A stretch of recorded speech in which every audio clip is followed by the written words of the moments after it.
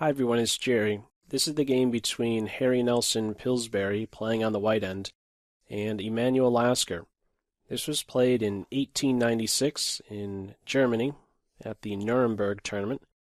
Lasker at the time was world champion. Pillsbury the following year would become United States champion, and that would be a title he'd hold on to until his passing in 1906. So Pillsbury's light in the chess world is one that shined extremely bright, but just not for too long is all. He could very well have become world champion. So let's see what it is about this game that earned Pillsbury a brilliancy prize. The Somerville, Massachusetts native kicks off with e4, Lasker replying with the French defense. We have what variation of the French? Steinitz, grabbing some kingside space. Typical undermining of the white center. What is not typical, the game move. D takes C. Common nowadays. Universal move, knight to f3. Interesting follow-up, though, connected with D takes C.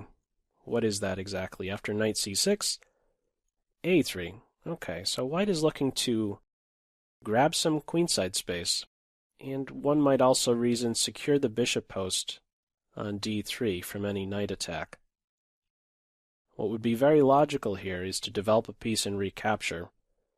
White could follow with then queen g4 and knight f3.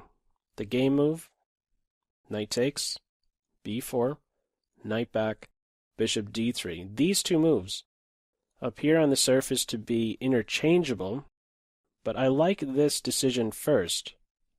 e5 is a great strength, and black would like to undermine it, but cannot. The queen's eyes are opened to the h5 square. White doesn't have that if the knight is on f3. The game follows with queenside play. Black really wants access to c5 and will get that. There's too much fire on b4. This cannot be maintained, and white certainly does not want this rook brought to life, so gives the knight a shove back home. Knight f3, knight c5, sure enough.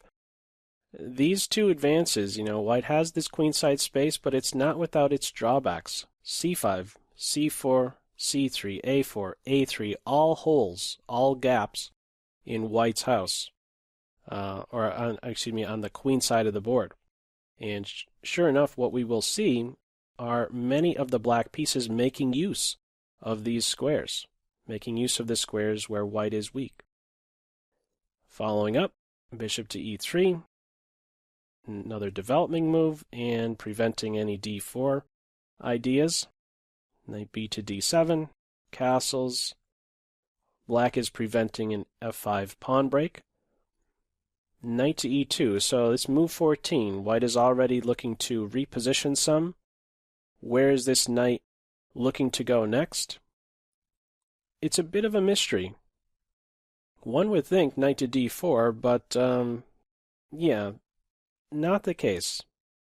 Let's see what white's idea is. Bishop e7, queen to e1, knight b6. The other knight is occupying d4. Bishop d7, queen to f2. So there's a threat here. White has now a battery along this diagonal and is looking to unmask the bishop and queen with some knight takes e6 ideas. White sidesteps this tactic by playing knight to a4, just to highlight the tactic. If the rook moves, we would have knight takes e6, and let's say after pawn takes, we take the knight. So you don't have that tactic anymore. If the knight is on a4, c5 is now secure enough. Following up, we have rook on a to b1.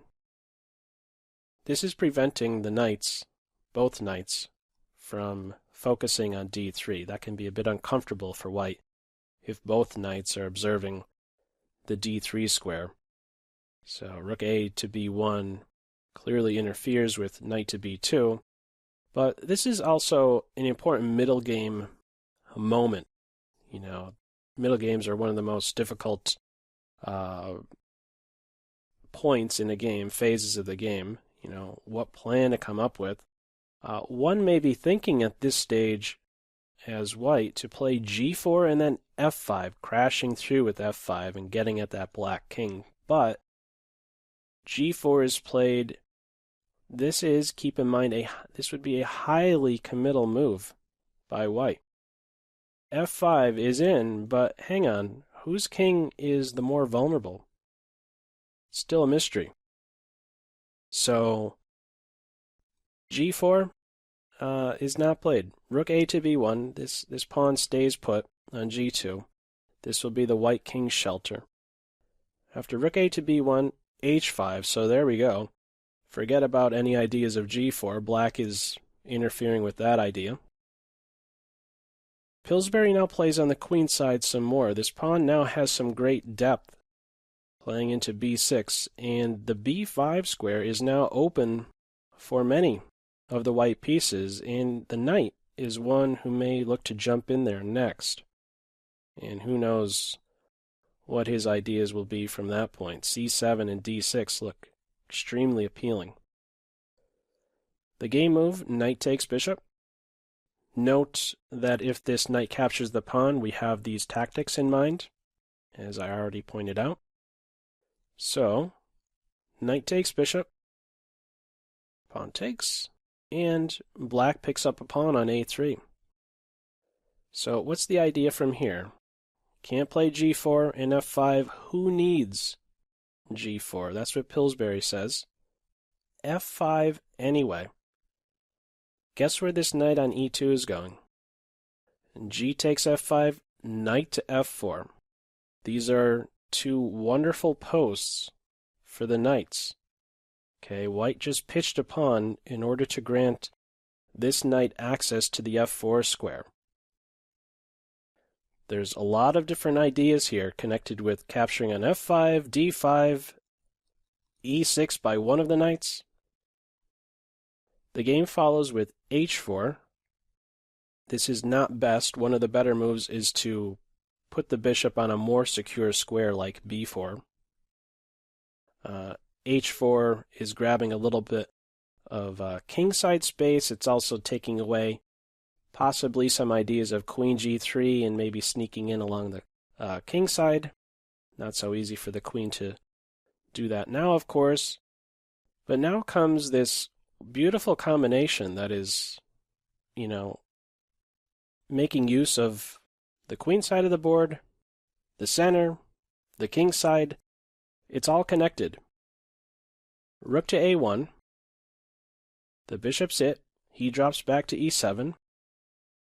And now we have rook takes knight, giving up the exchange in order to lure the bishop away from its defense of e6. Bishop takes rook, of course, and now knight d takes e6. Pawn takes knight, knight takes pawn. Let's just pause for a moment.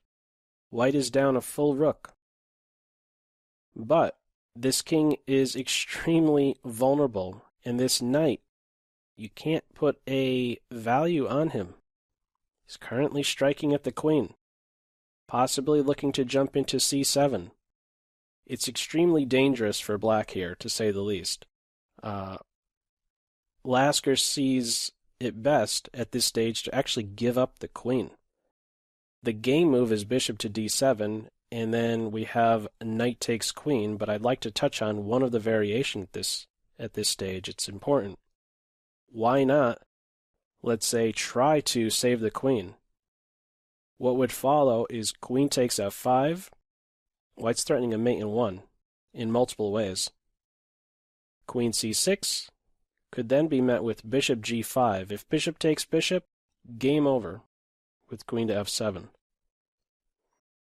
Taking it out just a few more moves, queen b6, d4, and let's say the move queen b4 is played.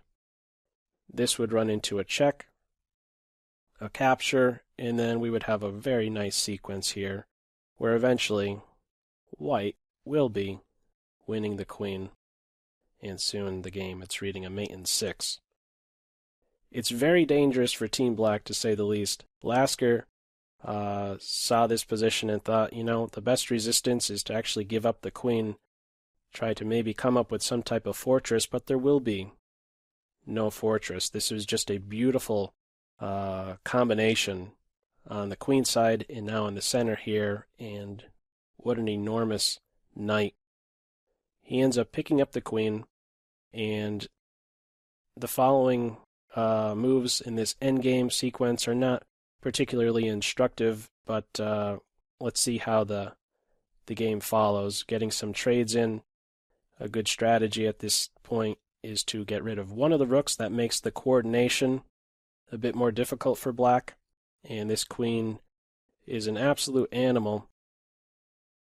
The white king is going to be playing here a very active role. The a-pawn's picked up, and yeah, the queen is just always striking wherever black is weakest. Loose pieces, and we have some passed pawns over here. Eventually black will be throwing in the towel here.